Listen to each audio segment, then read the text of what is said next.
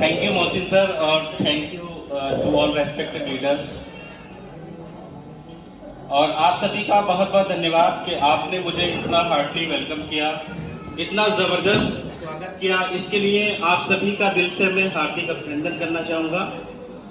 दोस्तों एक बार सबसे पहले मैं बोलना चाहूंगा सभी को गुड मॉर्निंग। वो जोश जुनून नहीं रहा क्या? Good morning. मजा नहीं आ रहा। Thank you so much. अच्छा, जब आप खाना खाते हैं तो खाना खाने के बाद हमारी बॉडी में एक अलग ही एनर्जी आ जाती है। ठीक उसी प्रकार से हमने जो कामयाबी की इस लाइफ चेंजिंग ट्रेनिंग को अटेंड किया है, इस लाइफ चेंजिंग ट्रेनिंग को अटेंड करने के बाद में हमारे पास क्या इतना सारा जुनून होना चाहिए? Good morning everyone. Thank you दोस्तों, मेरा नाम अरशद खान है और मैं यूपी के स्टेट रामपुर से बिलोंग करता हूं। दोस्तों बात करूं मैं इस इंडस्ट्री में आने से पहले की, तो मैं नोएडा में एज अ सेल्स एग्जीक्यूटिव की जॉब किया करता था।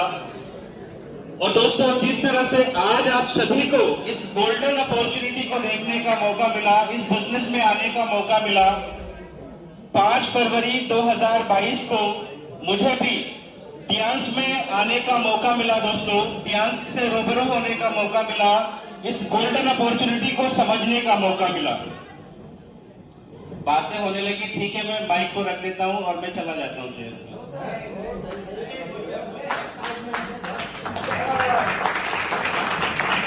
Thank you. तो दोस्तों मैं स्टडी करने के बाद में जॉब करने के लिए गया, तो लगातार मैंने 2 से 3 साल नौकरी की। तो मुझे नौकरी से एक बात समझ में आई, प्राइवेट सेक्टर में था मैं, गवर्नमेंट में नहीं था। मुझे ये समझ में आया कि अरशद जो तेरे सपने हैं, जो तेरे ड्रीम्स हैं, वो शायद तू नौकरी से पूरा नहीं कर सकता, भले ही कोई और कर रहा है या नहीं कर रहा, लेकिन मुझे ये विश्वास था कि मैं नौकरी से पूरा नहीं कर सकता। जिसकी वजह से दोस्तों जनवरी का ठंडी का महीना था और मैं सारा बोरिया बिस्तरा लेकर के घर पे आ गया। और आने के बाद मैंने सारा सामान घर में डाल दिया। डालने के बाद पापा कहते हैं कि मतलब अब जॉब नहीं करनी है क्या? मैंने क्या जॉब नहीं करनी है, और पैसा हालात ऐसे नहीं थे कि बिजनेस को खड़ा कर पाए। जिसकी वजह से दोस्तों कहते हैं कि जो नियत होती है उसी के हिसाब से आपको काम दिया जाता है। वो गॉड, वो अल्लाह, वो ईश्वर, वो भगवान वही प्लानिंग करके बैठता है। तो मुझे भी एक कंपनी में जाने का मौका मिला, मुझे भी डायरेक्ट सेलिंग को करने का मौका मिला। 13 मई सन 2016 को मैंने पहली बार इस इंडस्ट्री में कदम रखा था दोस्तों।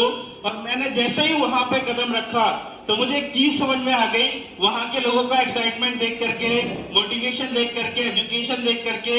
अब पता नहीं वो झूठ बोलते थे या क्या बोलते थे, मुझे तो नहीं पता, लेकिन मुझे एक चीज समझ में जरूर आ गई थी कि कुछ तो है इस इंडस्ट्री में, वरना लोग 5 साल 10 साल इसीलिए नहीं देते। कुछ तो बात है, कुछ तो खास बात है इस डायरेक्ट सेलिंग इंडस्ट्री में, जो एक इंसान आज देखा जाए तो बाहर में लाखों रुपए की नौकरी छोड़ करके इस बिजनेस को करता है।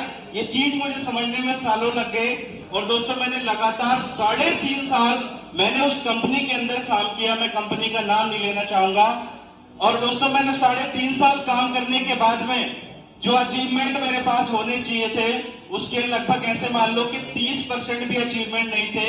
अब ये मेरी उसमें कुछ मिस्टेक्स मान लो या फिर सिस्टम की कमियां मान लो, तो दोस्तों मैं वहां पे सफल नहीं हो पा रहा था। मैं सोचने पे मजबूर हो गया अब मुझे क्या करना चाहिए, क्योंकि डायरेक्ट सेलिंग का मैं बहुत बड़ा करियर देख चुका था कि मुझे जिंदगी में अगर कोई काम करना है तो वो सिर्फ ओनली फॉर डायरेक्ट सेलिंग है। दोस्तों मुझे सिर्फ और सिर्फ डायरेक्ट सेलिंग ही करना है। मुझे उसका एक रीजन है, क्योंकि जब फर्स्ट टाइम हम इस इंडस्ट्री में कदम रखते हैं तो हमारे अपने, हमारे रिश्तेदार, हमारे चाचा ताऊ, हमारे खानदान वाले हमारा मजाक उड़ाते हैं। यस या नो? जब हमारा वो मजाक उड़ाते हैं तो मैंने उस बात से ही सीखा, एक चैलेंज में उस बात को एक्सेप्ट किया कि अगर तुमने इस इंडस्ट्री में मजाक बनाई है तो कल की डेट में बैठ करके तालियां भी तुमसे ही बजवाऊंगा, टेंशन ना लो। Thank you. और दोस्तों मैंने 3.5 साल काम करने के बाद में मैंने उस कंपनी को लीव कर दिया। मैं क्या अब मुझे और इस कंपनी में समय नहीं देना है। फिर मैं एक कंपनी में और गया, मैंने देखा यार ये कंपनी बहुत अच्छी है, हेल्थ और वेल्थ पे काम कर रही है। मैंने लगातार 1.5 साल उस कंपनी में भी काम किया और वहां पे मैंने लास्टली जो वीकली पे आउट उठाए वो 70 हज़ार रुपए के उठाए। और दोस्तों उसका एक बहुत बड़ा वीक पॉइंट था, जो मैं आपको एक वर्ड में समझाना चाहता हूं। क्या आप लोग रेडी हैं? यस। उसका ही नहीं बल्कि इंडियन डायरेक्ट सेलिंग जितनी भी कंपनी है, किसी कंपनी का प्रोडक्ट बहुत हाई क्वालिटी का होता है। समझते रहना, ये पॉइंट बहुत इंपॉर्टेंट है हर एक लीडर के लिए। किसी कंपनी का प्रोडक्ट बहुत अच्छी क्वालिटी का होता है दोस्तों, लेकिन प्लान पैथेटिक होता है, प्लान बहुत बेकार होता है। लेकिन कुछ कंपनियां प्लान बहुत ब्यूटी बनाती है, मतलब प्लान में बहुत कुछ ऐड कर देती है, बहुत अच्छा प्लान बनाती है, लेकिन प्रोडक्ट मार्केट में चलने वाला नहीं होता है। और दोस्तों कहा जाता है कि तीसरी भी कंपनी होती है। ये तो दो तरह की कंपनी हो गई, प्लान अच्छा प्रोडक्ट बुरा, और प्रोडक्ट अच्छा प्लान बुरा। अब एक कंपनी और होती है, प्लान भी बहुत अच्छा है और प्रोडक्ट भी एकदम नंबर 1 है, लेकिन फिर भी अचीवर क्यों नहीं जब बन पाते हैं उन कंपनियों में, जानते हैं आप लोग? एक राज बताता हूं मैं। वो राज ये है दोस्तों, इसलिए लोग वहां पे अचीवर नहीं बन पाते हैं क्योंकि कहा जाता है कि हाथी के दांत दिखाने के कुछ और होते हैं और खाने के कुछ और होते हैं। कंपनी कहती है भैया 40 लाख का कार फंड है, ले लो, लेकिन कंपनी 40 लाख के कार फंड तक पहुंचते पहुंचते इतनी ज्यादा बेड़ियां पैरों में डाल देती है लीडर के, इतना ज्यादा लोड बना देती है, लीडर को लोडर बना देती है, इतनी ज्यादा कंडीशन रख देती है उस 40 लाख तक जाने के लिए कि 99% लीडर उस कंडीशन को पूरा ही नहीं कर पाते हैं, जिसकी वजह से वहां पे वो अचीवर नहीं बल्कि लीडर बन जाते हैं। दोस्तों समझ में आ रहा है? आप लोग समझ में आ रहा है? यानी कंडीशनल प्लान होते हैं। और दोस्तों मुझे जब ये बात समझ में आई तो मुझे ऐसा लगा कि मुझे कुछ ऐसा सर्च करना होगा, मुझे कुछ ऐसा देखना होगा जिससे कि मैं कम समय के अंदर अचीवमेंट ले पाऊं। और दोस्तों मैं शुक्रिया अदा करना चाहूंगा उस बोर्ड का, उस अल्लाह का, अपने माँ बाप का, और न जाने कौन सा मैंने लाइफ में बहुत अच्छा काम किया होगा या मेरे माँ बाप ने कुछ ऐसा काम किया होगा जिसकी वजह से आज 5 फरवरी 2022 को मुझे डॉक्टर मुजाहिद परवेज सर मिले और मुझे बताया कि अरशद सर अगर आप इसमें काम करते हो तो रियल में वो सारी चीजें आपके पास इतने समय में आती रहेंगी। और दोस्तों जो समय सर ने मुझे दिया था उससे भी पहले उससे भी बहुत पहले मेरे पास वो लेवल्स, वो अचीवमेंट, वो टूर्स, वो सारी चीजें आ रही हैं दोस्तों। तो एक बार तालियां तो बनती है सर के लिए। Thank you so much. और दोस्तों मैं आप सभी को एक मैसेज देना चाहता हूं। भाग्य जो होता है ना, भाग्य वो 2.5 अल्फाबेट का होता है। कितने अल्फाबेट का होता है? 2.5। किस्मत जो होती है वो होती है दोस्तों 3.5 अल्फाबेट की। और जो मेहनत होती है ना वो कितने की होती है? समझ में आया कुछ? यानी जो आपके भाग्य में नहीं लिखा है, जो आपकी किस्मत में नहीं लिखा है, अगर आप मेहनती हैं, अगर आप मेहनत करते हैं, रातों दिन मेहनत करते हैं अपनी टीम में, तो आप दोस्तों वो कुछ हासिल कर सकते हैं जो आपकी किस्मत, आपके भाग्य में नहीं लिखा है। ये चीज 100% मैंने अपने गुरुजी से सीखी है। और मेरे ऊपर जिनका हाथ है मैं सबका नाम लेना चाहूंगा। मेरे डॉक्टर बहुत ही ग्रेट और बहुत कम उम्र के अचीवर हैं, डॉक्टर इब्राहिम सर के लिए एक बार तालियां होनी चाहिए। और मेरे दूसरे अप्लाई हैं डॉक्टर सहीम खान सर जो लखनऊ की आन बान शान है और मेरा बहुत सपोर्ट करते हैं। एक बार तालियां बनती है सर के लिए। और मेरे एक और अप्लाई है जो अभी यहाँ पे कुछ इंसिडेंट की वजह से कुछ प्रेजेंट नहीं है, डॉक्टर जावेद रजा सर। एक बार सर के लिए भी जोरदार तालियां होनी चाहिए।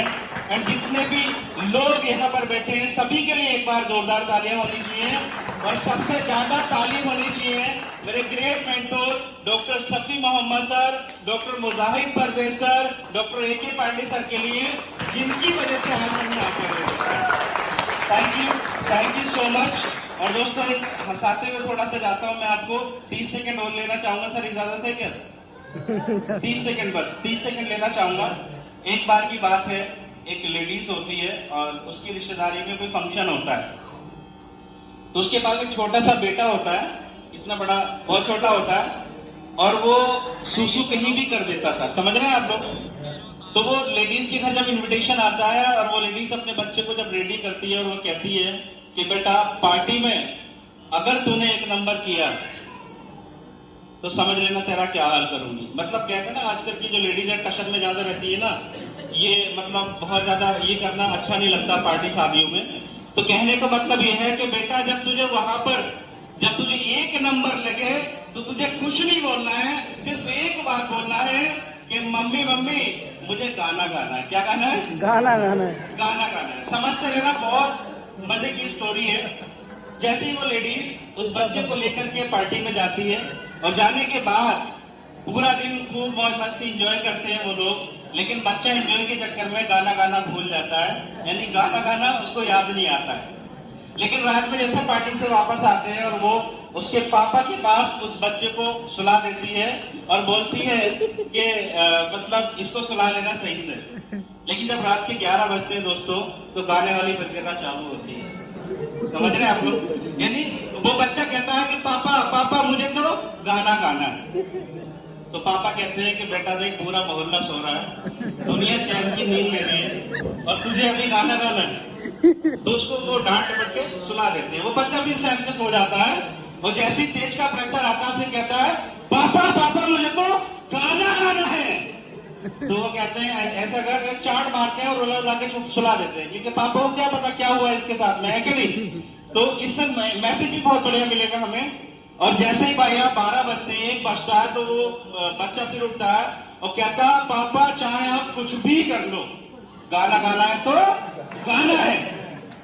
तो पापा कहते हैं ऐसा कर, धीरे से मेरे कान में गाते हैं। तो आप जानते हैं क्या हुआ होगा। थैंक यू और थैंक यू मोहसिन सर, आपने मुझे मौका दिया। Thank you so much. Thank you sir, thank you. सही बात है, कोई गाना गा रहा है, कोई छोटा बड़ा काम कर रहा है।